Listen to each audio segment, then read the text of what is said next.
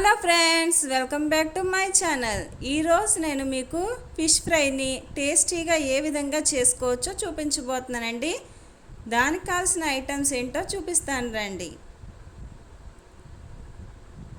దానికోసం నేను ఇక్కడ 1/2 కేజీ చేప ముక్కల్ని తీసుకున్నానండి. శుభ్రంగా క్లీన్ చేసి తీసుకున్నాను. ఇప్పుడు మనం ఈ చేప ముక్కలకి పట్టించడానికి కావాల్సిన మసాలాని తయారు చేసుకుందామండి. ముందుగా ఒక బౌల్ తీసుకుని దానిలోనికి సాల్ట్ యాడ్ చేసుకోవాలండి. 2 స్పూన్స్ సాల్ట్ యాడ్ చేసుకోవాలి. 2 స్పూన్లు కారాన్ని యాడ్ చేసుకోవాలండి.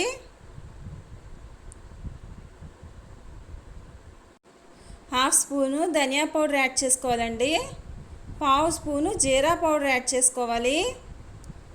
1 స్పూను అల్లం వెల్లుల్లి పేస్ట్ యాడ్ చేసుకోవాలండి. నిమ్మకాయ కూడా మనం ఇందులో పిండేసుకోవాలి.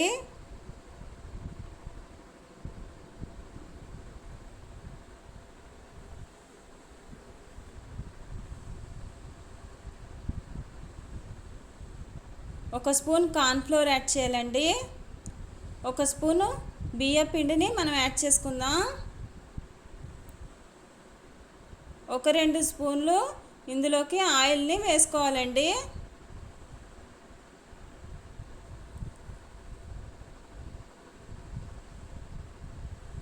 ఇప్పుడు దీనిలోనికి కొద్దిగా వాటర్ని వేసుకోవాలి మనం.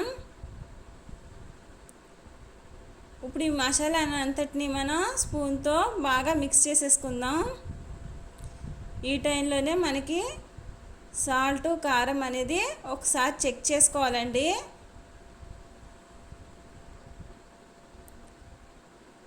ఈ విధంగా కలిపిన మసాలాని మనం పక్కన పెట్టి ఉంచుకున్న ఆ చేప ముక్కలన్నిటికీ కూడా బాగా పట్టించాలి. ఈ మసాలాని అంతటిని చేప ముక్కలకి పట్టించేద్దామండి.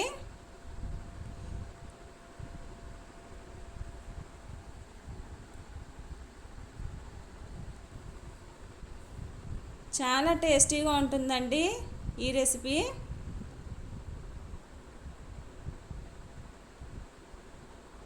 సాంబార్లోకి కానీ పప్పుచారులోకి కానీ సైడ్ డిష్గా చాలా టేస్టీగా ఉంటుందండి.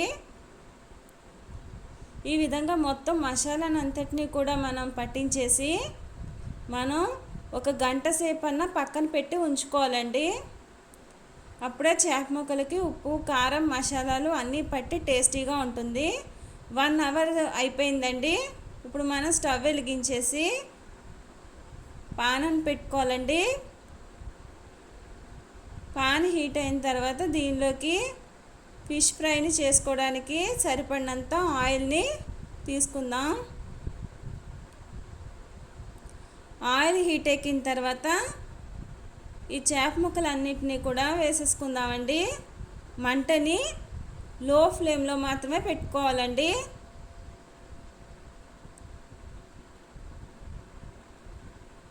ఈ విధంగా మొత్తం అన్నీ వేసేసుకుందాం.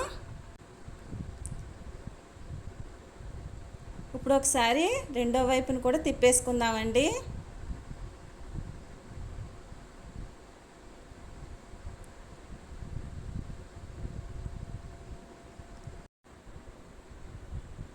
ఈ విధంగా మొత్తం అన్నీ కూడా తిప్పేసుకుందామండి.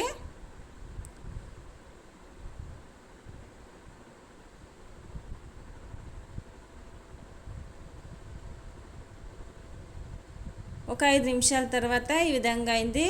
ఇదే విధంగా మనం 2 వైపులా కూడా మంచిగా ఫ్రై చేసుకోవాలండి.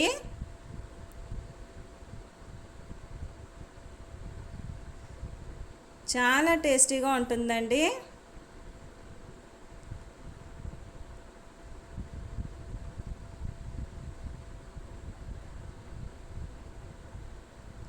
అంతే అండి, అయిపోయింది. 2 వైపులో కూడా బాగా ఫ్రై అయింది.